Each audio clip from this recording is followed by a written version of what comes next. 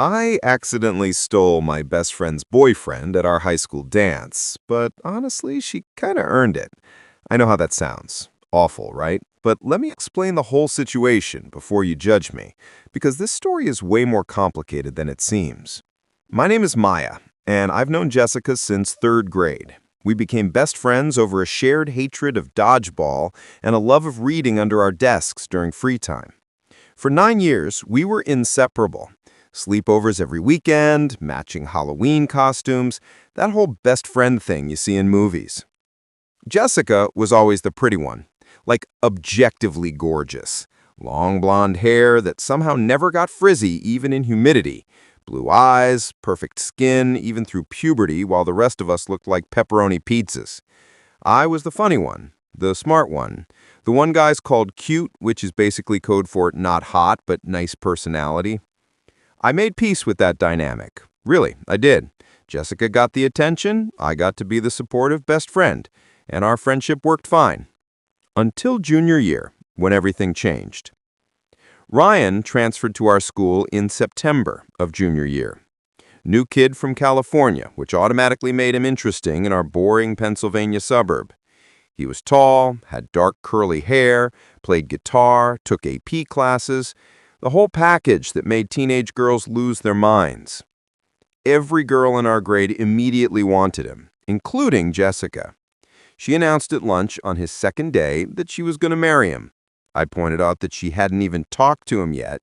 She said she didn't need to. She could feel it. He was hers. That was Jessica's thing. She'd decide she wanted something and just declare it hers. Usually it worked, because she was Jessica and people just gave her what she wanted. She had that kind of power. She engineered a meeting through mutual friends, started sitting near him in the library, laughed really loud at everything he said, the full charm offensive. And it worked. By October, they were dating. Ryan was nice, polite, friendly, treated Jessica well from what I could see. They looked good together, the perfect couple that everyone expected to be homecoming king and queen senior year. I was happy for her, genuinely. She was my best friend, and she got the guy she wanted. That's how it was supposed to work. Except Jessica started changing once they were official.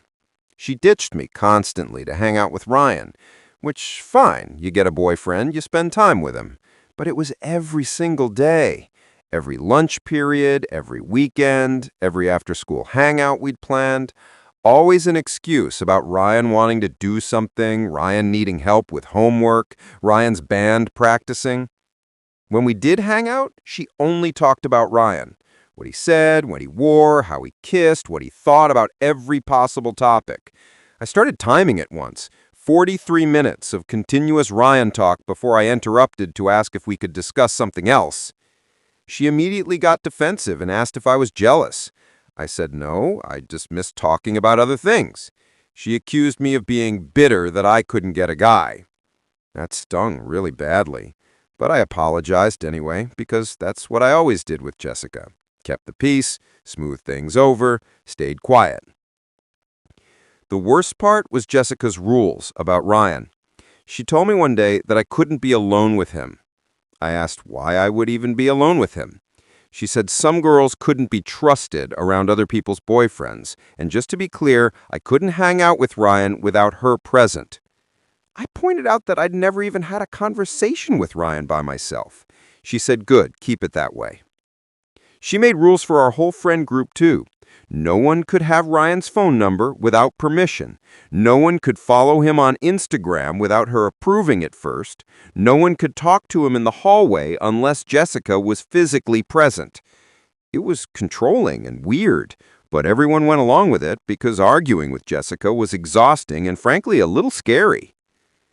I noticed Ryan looked uncomfortable with the rules. A few times I saw him try to talk to people, and Jessica would materialize out of nowhere and insert herself into the conversation.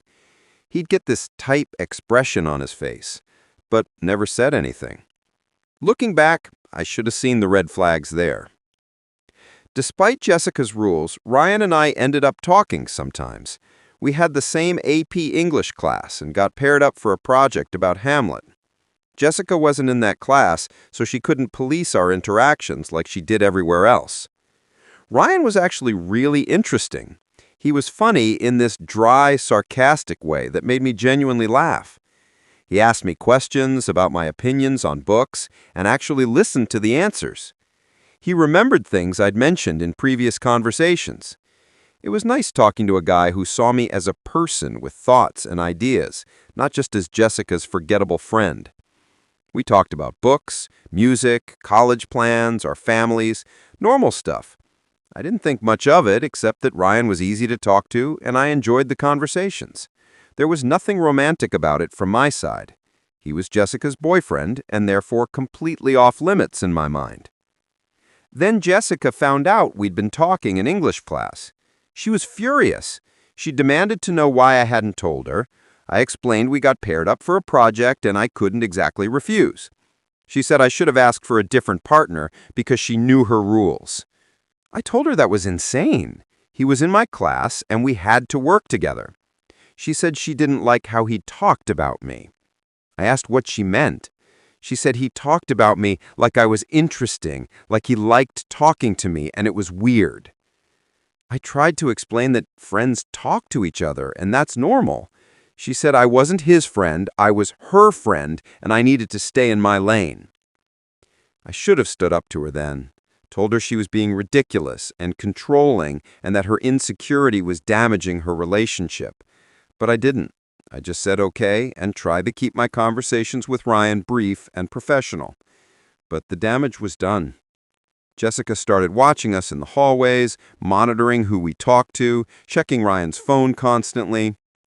I didn't know this at the time, but Ryan was getting exhausted with the relationship. I found out later that Jessica called him 15 times a day, got upset if he didn't text back within 5 minutes, accused him of cheating if he so much as looked at another girl, showed up at his house unannounced and got mad if his family had plans that didn't include her. He told his friends that she was really insecure and he didn't know how to help her. But he stayed because breaking up with Jessica felt impossible. She was popular, well-connected, and had a reputation for making life hell for people who crossed her. Plus, when she wasn't being controlling, she could be fun and sweet, and he remembered that version of her.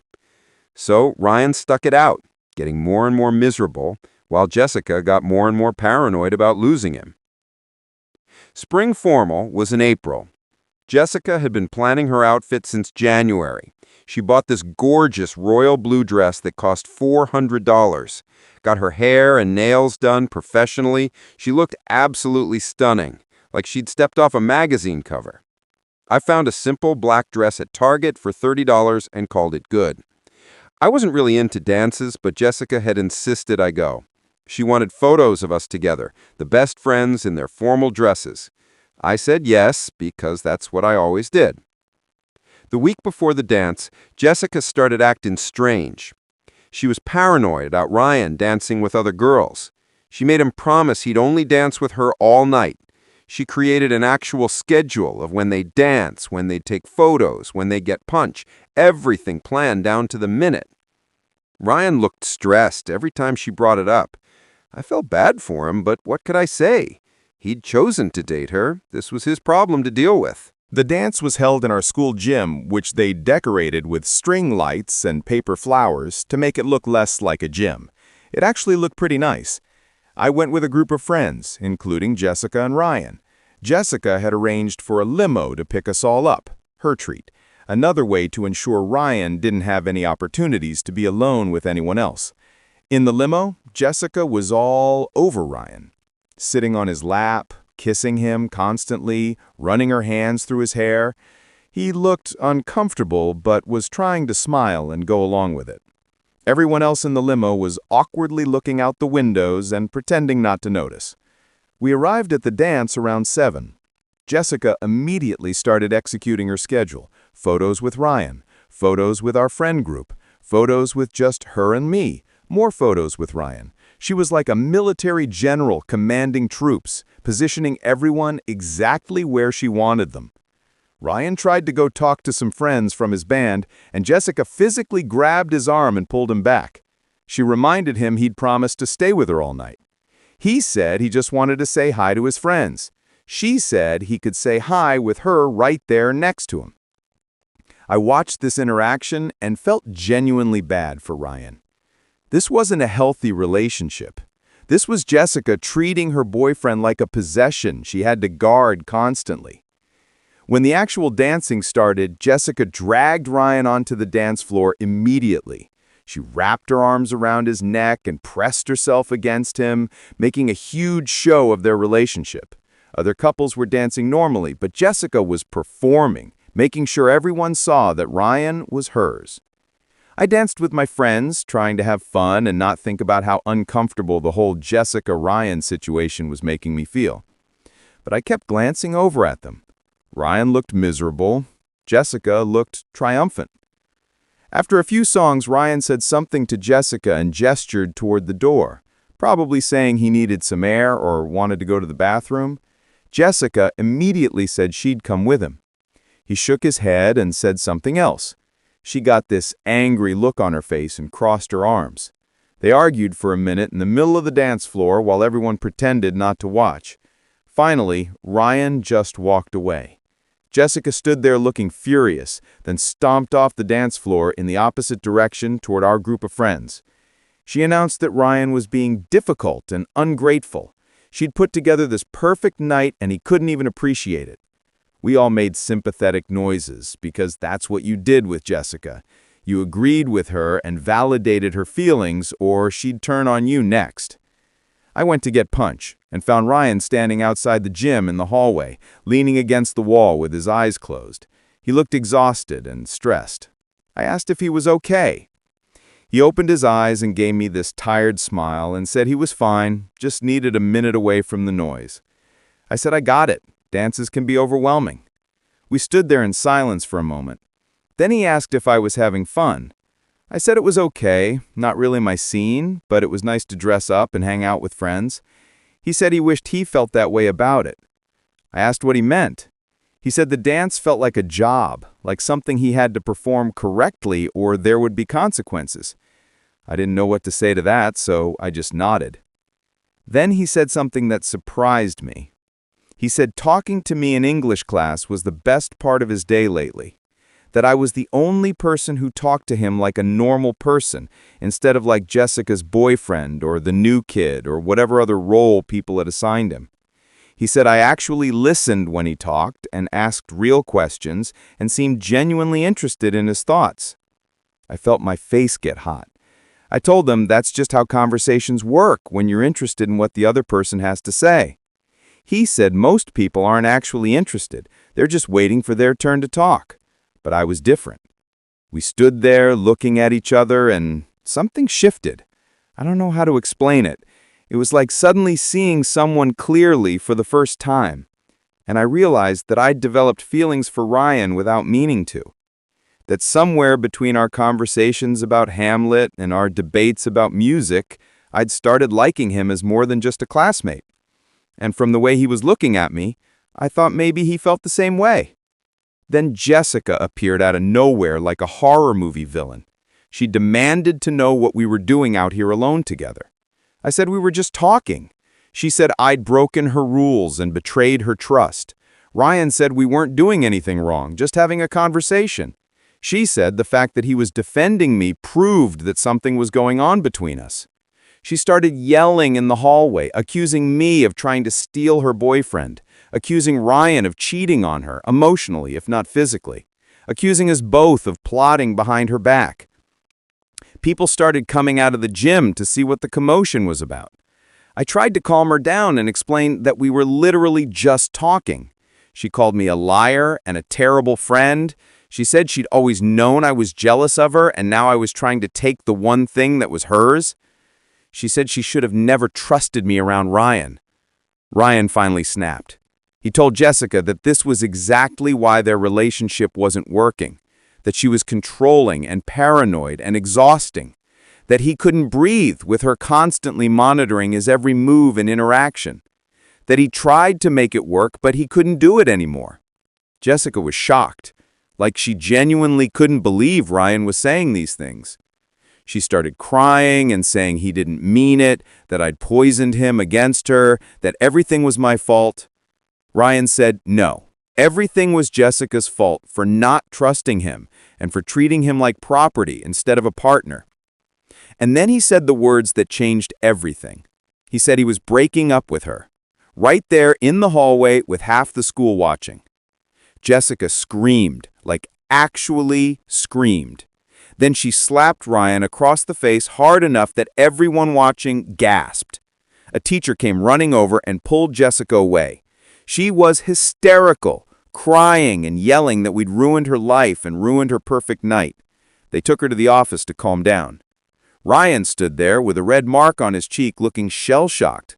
I stood there feeling like I'd just been hit by a truck. Everyone else stood there staring at us with their phones out, definitely recording the whole thing for social media.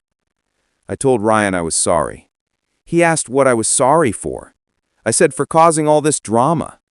He said I hadn't caused anything. This had been building for months and would have happened eventually regardless of me. Then he asked if I wanted to get out of there. I looked at the crowd of people watching us, at the gym doors where Jessica's cries could still be heard, at the teachers starting to herd everyone back inside. I said yes. We left. Just walked out of the school and started walking down the street in our formal wear like two idiots. Neither of us had driven, so we couldn't actually go anywhere. We just walked through our suburban neighborhood in the dark, not talking, processing what had just happened. After about 20 minutes, Ryan asked if I liked him, not as a friend, but as more than that. I thought about lying, thought about protecting myself and our friendship and avoiding more drama. But I was exhausted from always protecting everyone else's feelings. So I told the truth. I said yes, I liked him, but I never wanted this to happen. I never wanted to hurt Jessica or cause problems. I tried really hard not to like him, but it happened anyway. He said he liked me too, that he'd liked me for months but felt trapped in his relationship with Jessica and didn't know how to get out without causing an explosion. Well, the explosion had happened anyway. We kept walking. Eventually, we ended up at a park and sat on the swings like little kids, still in our fancy clothes, talking about everything. About Jessica's controlling behavior, about how guilty I felt for being part of breaking them up, about what happens next. Ryan said he needed time to process the breakup before starting anything new. I said I needed time too, and also to deal with the fact that my friendship with Jessica was definitely over. We agreed that whatever was between us, it would have to wait. We needed to handle the mess we'd created first.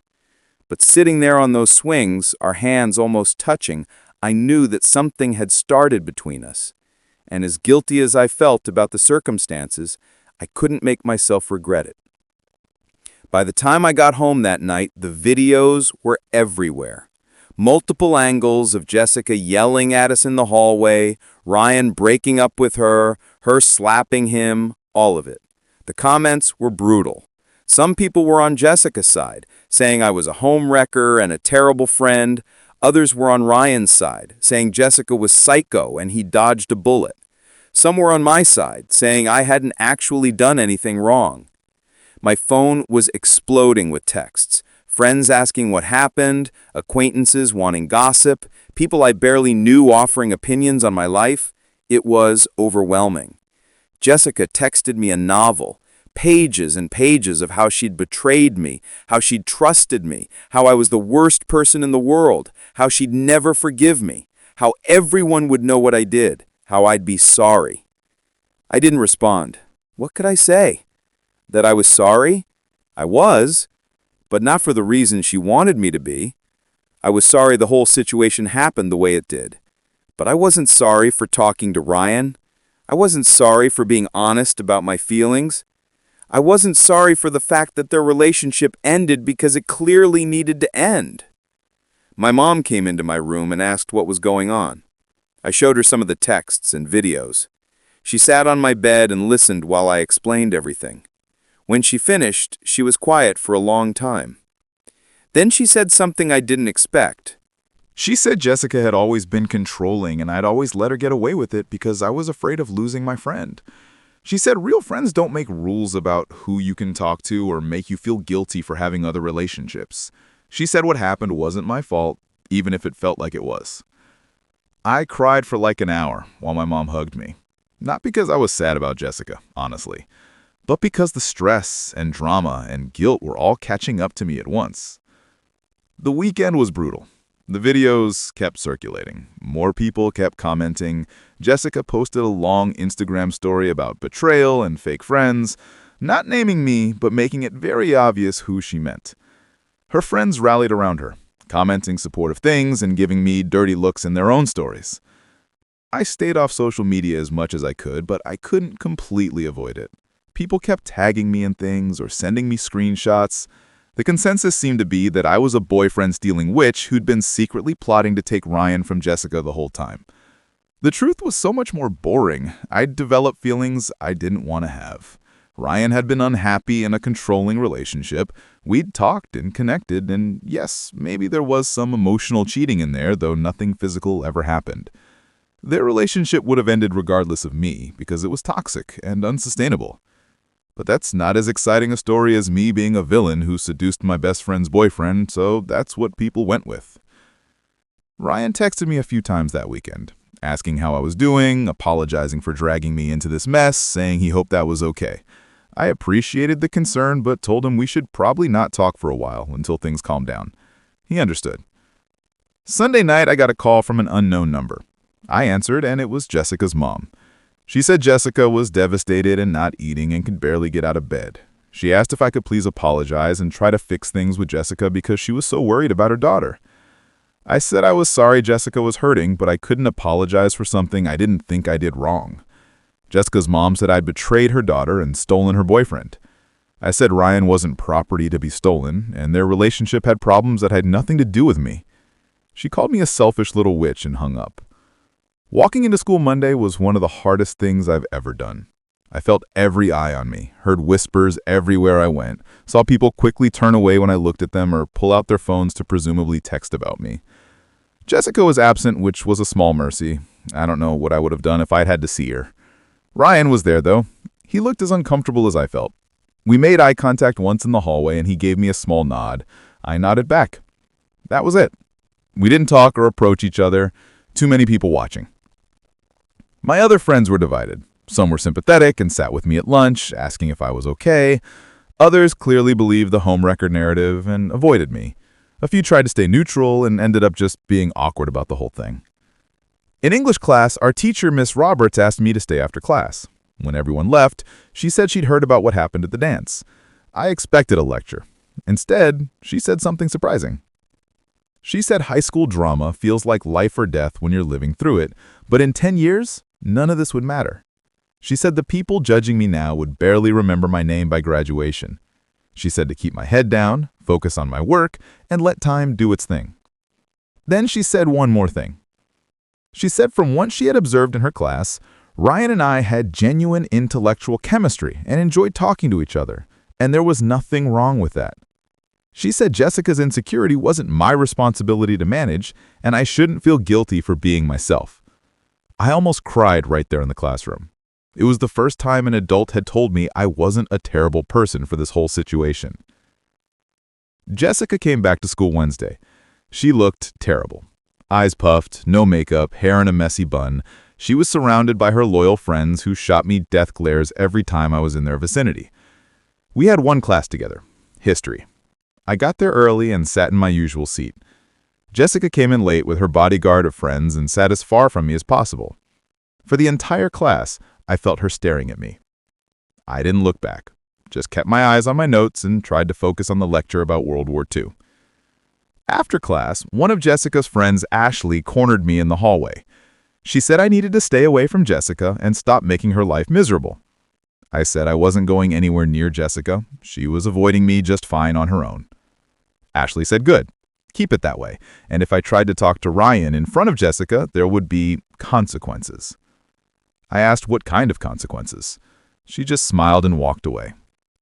It felt like a threat from a bad movie, but I was genuinely a little scared. Over the next few weeks, things got worse before they got better. Someone started spreading rumors that I'd been hooking up with Ryan for months behind Jessica's back, that we'd been planning to get together all along, that I deliberately sabotaged their relationship. None of it was true, but the rumors spread anyway. People love a good scandal, and truth is less important than entertainment.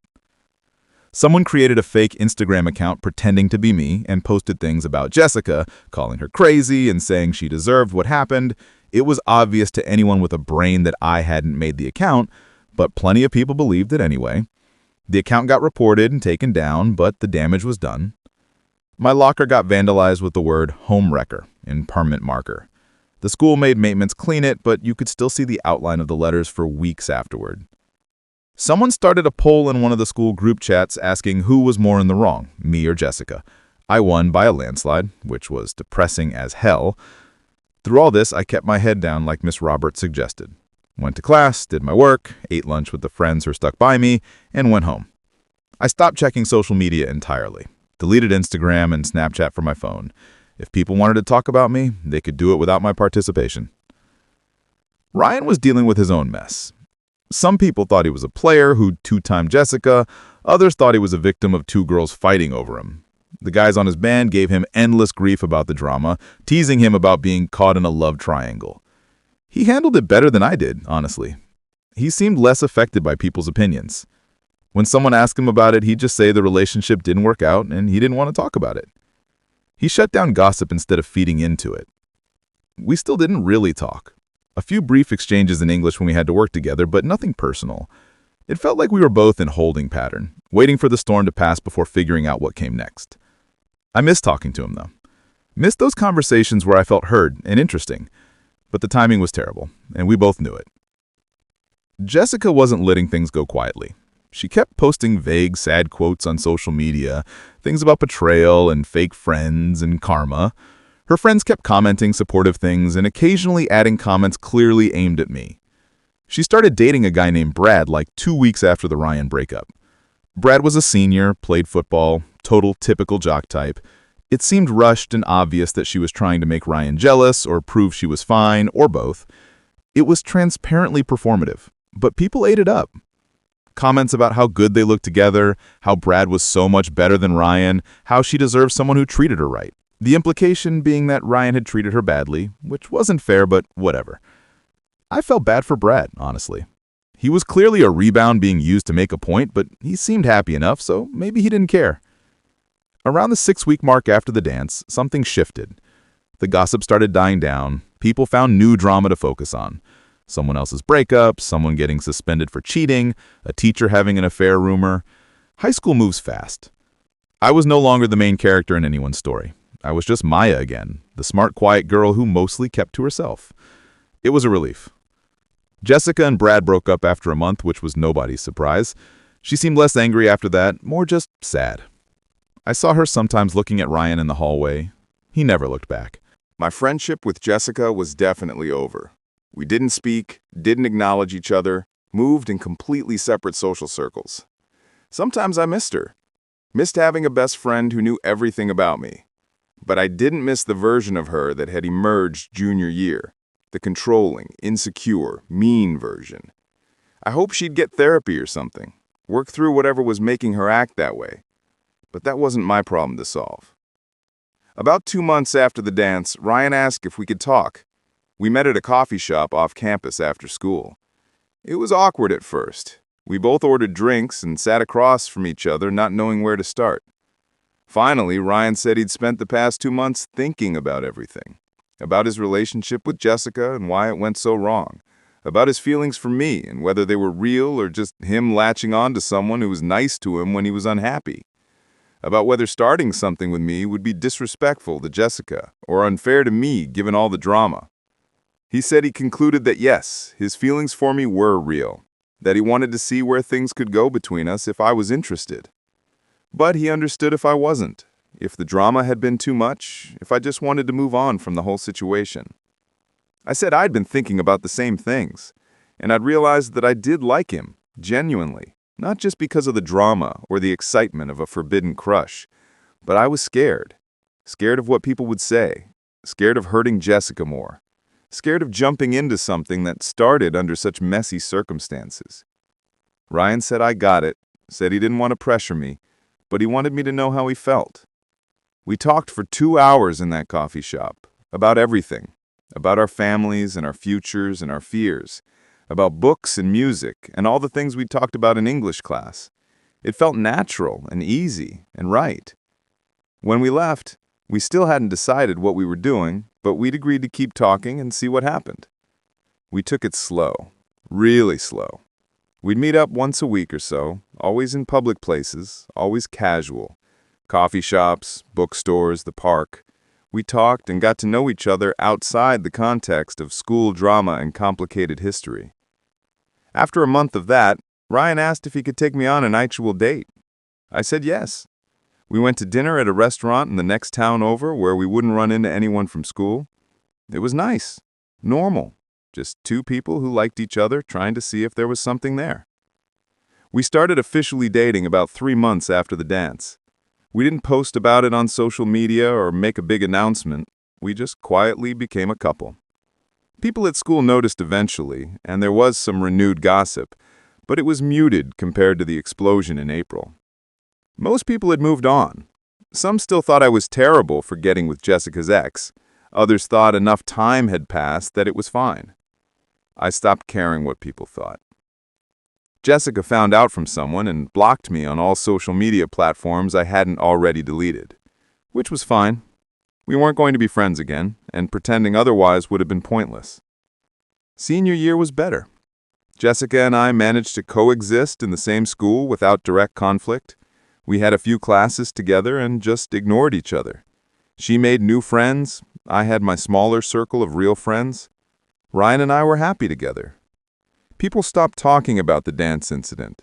It became old news, ancient history, that drama from last year that nobody cared about anymore.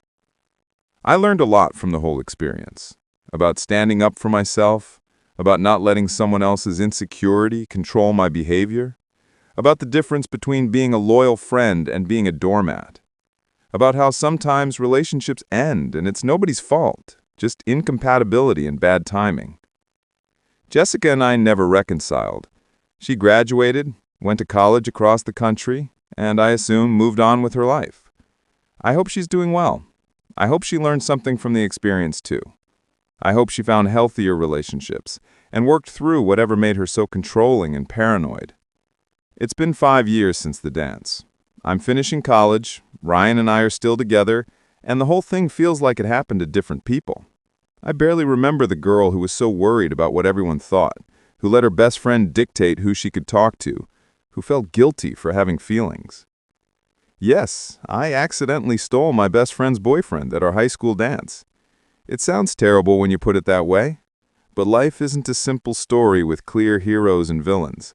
It's messy and complicated, and sometimes you end up being both. And I can live with that.